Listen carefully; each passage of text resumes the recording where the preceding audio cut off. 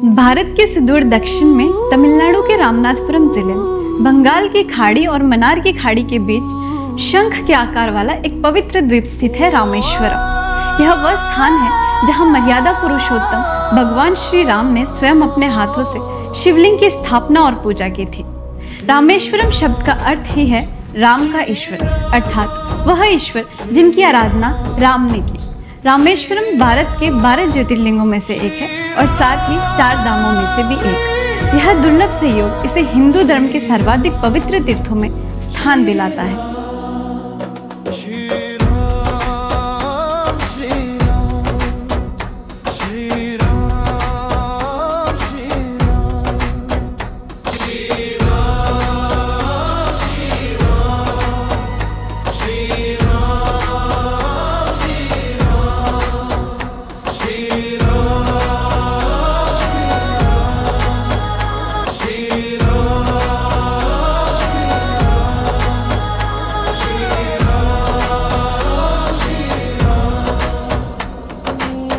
सदा निरा या भारत की जो जल परंपरा है, यही विज्ञान, अध्यात्म और प्राचीन ज्ञान वैभव का एक अद्भुत सम्मिश्रण है। रामेश्वरम यदि हम ध्यान दें तो एक तो ज्योतिर्लिंग के कारण हम याद कर सकते हैं, लेकिन ज्योतिर्लिंग अधिकतर तो यह है कि स्वयंभू प्रकट हुए हैं। यहाँ भगवान श्री राम ने उनको विराजित किया, स्थापित किया। तो एक ये फर्क है बाकी ज्योतिर्लिंग और रामेश्वरम में। दूसरे जो हम आख्यान में कई बार हम लोग पुराने इतिहास के कारण जो देवीय चरित्र हैं उनको हम अलग अलग करके देखने की कोशिश करते हैं, हमारी एक आदत बन जाती है। जबकि हर बार चाहे महादेव हों, चाहे विष्णु हों, नारायण हों, श्री राम हों, श्री कृष्ण हों, तो हर बार ये बताते हैं कि अलग नहीं है। और एक समझने के लिए अलग हम देख सकते हैं उसको अलग अलग चरित्रों के रूप में, लेकिन सारे चरित्र लगभग एक हैं और इनका जो मिला जुला जो भाव है वो अंत में हमको एक हिंदुस्तान के, भारत के सुसांस्कृतिक ताने बाने को और दृढ़ करता, मजबूत करता है। रामायण के अनुसार लंका विजय और रावण वध के पश्चात भगवान श्री राम एक गंभीर धर्म संकट में पड़ गए। रावण यद्यपि राक्षस राज था, परंतु वह जन्म से ब्राह्मण था। वह ऋषि पुलस्त्य का पौत्र और ऋषि विश्वा का पुत्र था, अर्थात ब्रह्मा का परपौत्र। साथ ही रावण भगवान शिव का परम भक्त और प्रकांड विद्वान था। हिंदू शास्त्रों में ब्राह्मण की हत्या को ब्रह्म हत्या कहा गया है, जो सबसे जघन्य पापों में गिना जाता है। यद्यपि रावण का वध अधर्म के विनाश और धर्म की स्थापना के लिए आवश्यक था, फिर भी धर्म का पालन करने वाले श्री राम एक ब्रह्म हत्या दोष से मुक्त होना चाहते थे। श्री राम ने पूजा के लिए एक उत्तम शिवलिंग की आवश्यकता अनुभव की।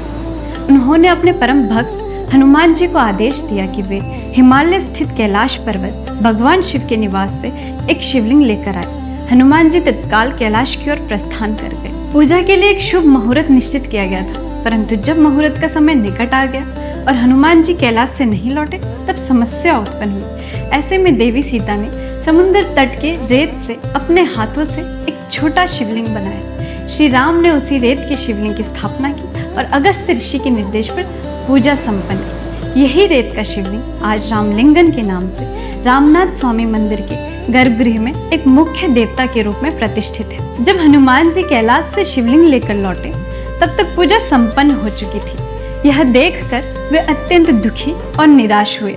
हनुमान जी की भक्ति और परिश्रम का सम्मान करते हुए श्री राम ने उनके द्वारा लाए गए शिवलिंग को भी रामलिंगम के समीप स्थापित कर दिया, जो विश्वलिंगम कहलाया।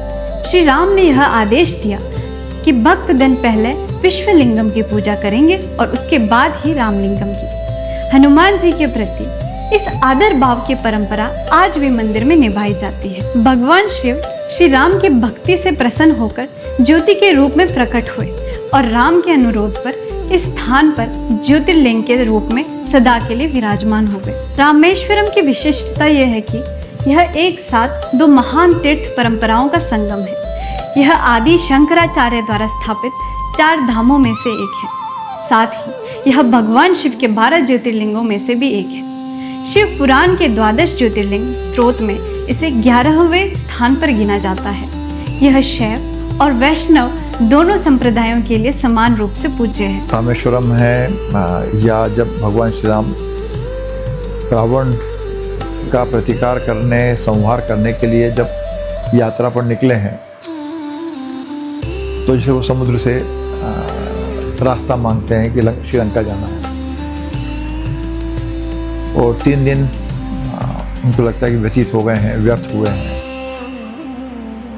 तो खैर फिर वो समुद्र को सुखाने का निश्चय करते हैं कि तो समुद्र जो है, आख्यान बताता है कि समुद्र भय के कारण रास्ता देने के लिए तैयार हो जाते हैं, लेकिन जो संधान किया वो जो तीर है उसको कहीं ना कहीं छोड़ना है। तो खैर उसका एक अलग आख्यान है। लेकिन हमको ये भी समझना चाहिए कि क्या ये जो भगवान श्री राम का जो संबंध समुद्र से जो बना है रावण के संहार के लिए जाते हुए, या और भी जगह, जैसे हमने किष्किंधा की बात कर रहे हैं हम, या उसके पहले और भी स्थानों की हमने चर्चा की है, तो जो समुद्र के साथ जो संबंध उनका बना है, मुझे लगता है केवल बात इतनी नहीं होगी कि उसने रास्ता देने से मना किया या कुछ किया। उसके साथ कोई अभियांत्रिकी जिसको भी खोजा जाना भी शेष बचा हुआ है, क्योंकि उसी अभियांत्रिकी का एक संबंध हमको नजर आता है राम सेतु के रूप में, जिसको बाद में नासा ने भी और दूसरे लोगों ने भी प्रमाणित किया है कि वहाँ पर इस तरह कुछ, तो एक वो जो एक तरह से प्राकृतिक निर्माण नहीं है, वो किया गया निर्माण है। मनुष्य ने किया या देव ने किया, ये अलग बात है। रामेश्वरम का संबंध रामायण के युद्ध कांड से गहराई से जुड़ा है। स्कंद पुराण के 3रे खंड ब्रह्म खंडम का आरंभिक भाग सेतु महात्म्य कहलाता है, जो 52 अध्यायों में राम सेतु और रामेश्वरम की महिमा का विस्तार से वर्णन करता है। इसमें कहा गया है कि सेतु ही वह एकमात्र तीर्थ है जहां ब्रह्म हत्या जैसे जघन्य पाप का प्रायश्चित संभव है, और स्वयं श्री राम ने यहां इसका उदाहरण प्रस्तुत किया। रामेश्वरम का उल्लेख स्कंद पुराण और शिव पुराण के अतिरिक्त रामायण में भी मिलता है। तेवारम 7वीं-8वीं शताब्दी के तमिल शैव संत कवियों अप्पर, सुंदरर, संबंदर, जिन्हें नायनार कहा जाता है, की रचनाओं में भी इसकी स्तुति की गई है। यह मंदिर 275 पाडल पेत्र स्थलम में से एक है। महर्षि अगस्त्य का रामेश्वरम से गहरा संबंध है। न केवल उन्होंने श्री राम को शिवलिंग स्थापना का परामर्श दिया, बल्कि मान्यता है कि अगस्त्य और उनकी पत्नी लोपामुद्रा रामेश्वरम में स्थायी रूप से निवास करते हैं।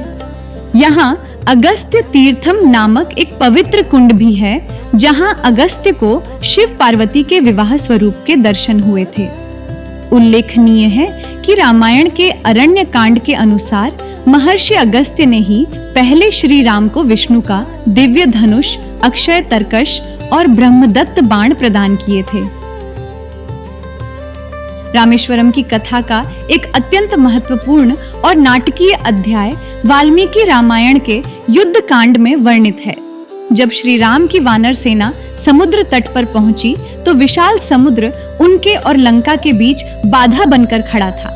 श्री राम ने समुद्र देव से मार्ग देने की प्रार्थना करते हुए 3 दिन तक तट पर अनुष्ठान किया, परंतु समुद्र देव प्रकट नहीं हुए।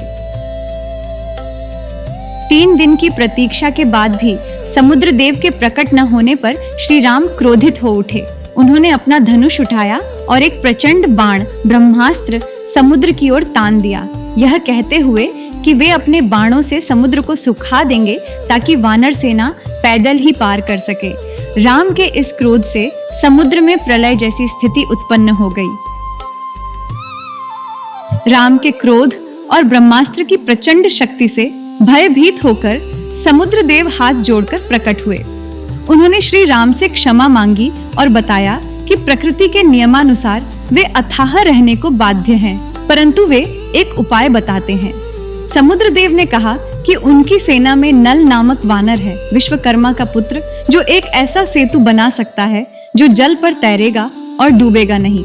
इस प्रकार राम सेतु का निर्माण हुआ। परंतु एक समस्या शेष थी। श्री राम ने जो ब्रह्मास्त्र आह्वान किया था वह अमोघ था, अर्थात व्यर्थ नहीं जा सकता था, उसे कहीं न कहीं गिरना ही था। श्री राम ने समुद्र देव से पूछा कि इस अमोघ बाण को किस दिशा में छोड़ें। समुद्र देव ने उत्तर दिया कि उनके उत्तर दिशा में द्रुमकुल्य नामक एक पवित्र क्षेत्र है, जहां आभीर नामक दुष्ट डाकू और दस्यु निवास करते हैं, जो उनके समुद्र के जल को दूषित करते और सताते हैं। समुद्र देव ने राम से अनुरोध किया कि वे उस बाण को उस क्षेत्र की ओर छोड़ें। समुद्र देव के अनुरोध पर श्री राम ने अपना अमोघ बाण उत्तर दिशा में द्रुमकुल्य की ओर छोड़ दिया।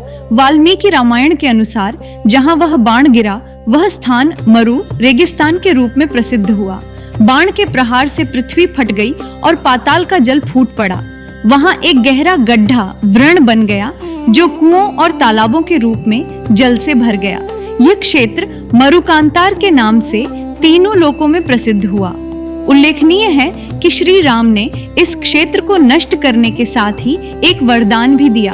उन्होंने कहा कि यह क्षेत्र पशुपालन के लिए उत्तम होगा, रोग मुक्त रहेगा और फल, कंद मूल, मधु, घी, दूध से समृद्ध तथा सुगंधित जड़ी बूटियों से युक्त रहेगा। इस प्रकार समुद्र के जलीय जीवों को सताने वाले दुष्टों का नाश हुआ और समुद्र का जल शुद्ध हुआ। पौराणिक द्रुमकुल्य और मरुकांतार की पहचान आधुनिक काल में प्रायः राजस्थान के थार मरुस्थल से की जाती है, जो पश्चिमी मारवाड़ से लेकर अरावली के उत्तर पश्चिम और बीकानेर तक फैला है। कुछ मान्यताओं में इसे कच्छ के रण से भी जोड़ा जाता है, जो थार मरुस्थल के जैविक भौगोलिक क्षेत्र में आने वाला एक खारा दलदली मरुस्थल है और जो कभी अरब सागर का उथला भाग था। यह कथा भौगोलिक रूप से रोचक है, क्योंकि यह बताती है कि कैसे एक समुद्री क्षेत्र शुष्क मरुभूमि में परिवर्तित हुआ। हमारी जो कोशिश है और जो समुद्री क्षेत्रों के जो विशेषज्ञ हैं वो ज़्यादा ही बताएंगे, चाहे वो जल वैज्ञानिक हों, चाहे भूगर्भ शास्त्री हों, चाहे वो स्थानीय नागरिक हों, कि ये जो नदियों के माध्यम से, सदा निरान नदियों के माध्यम से, जल संरचना के माध्यम से हम देश को जो समझने की कोशिश कर रहे हैं, देश की संस्कृति को, सभ्यता को, चरित्रों के जो योगदान है उनको, तो मुझे लगता है कि एक जो दक्षिण का या दक्षिणापथ जो है उसके बारे में इस सदानिरा के माध्यम से हमको और ज़्यादा जानकारी मिलेंगी, जिसके कारण अभी जिसके अभाव में हम बहुत सारे सवाल हमारे सामने खड़े होते हैं। तो मुझे लगता है कि जल्द ही सदानिरा के माध्यम से भारतीय संस्कृति के बारे में, सभ्यता के विकास के बारे में बहुत सारे अध्याय सामने आने वाले हैं। रामेश्वरम ज्योतिर्लिंग केवल एक मंदिर नहीं, बल्कि आस्था, इतिहास, पुरातत्व, वास्तुकला और विज्ञान का एक अद्भुत संगम है। भगवान श्री राम द्वारा ब्रह्मा हत्या दोष निवारण हेतु यहाँ शिवलिंग की स्थापना, सीता जी की भक्ति, हनुमान जी का परिश्रम और समुद्र देव के समक्ष राम की प्रार्थना तथा बाण की कथा, यह दुर्लभ संयोग ही रामेश्वरम को शैव वैष्णव एकता का प्रतीक और हिंदू धर्म के सर्वाधिक पूज्य तीर्थों में से एक बनाता है। एक ऐसा स्थान जहां श्रद्धा और जिज्ञासा दोनों को उत्तर मिलते हैं।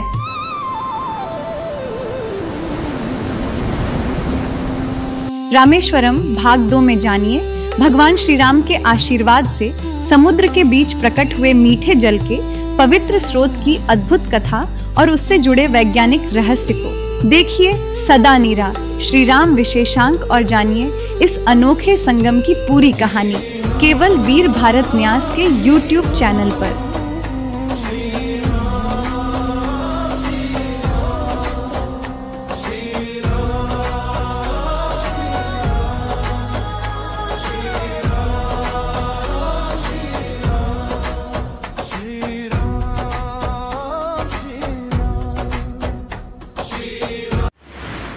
भारत न्यास भारत के युग युगीन संस्कृति को अगली पीढ़ी तक ले जाने के लिए भारतीय संस्कृति से जुड़ी किताबें प्रकाशित करता है, जो कि अमेज़न और अन्य प्रमुख ई-कॉमर्स प्लेटफॉर्म पर उपलब्ध है।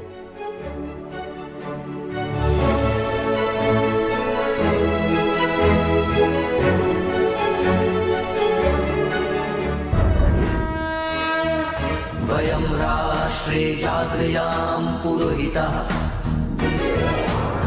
हम राष्ट्र आराधक भारतवर्ष को जागृत और जीवंत बनाएं। युग युगीन भारत के कालजयी महानायकों की तेजस्विता की गौरव गाथा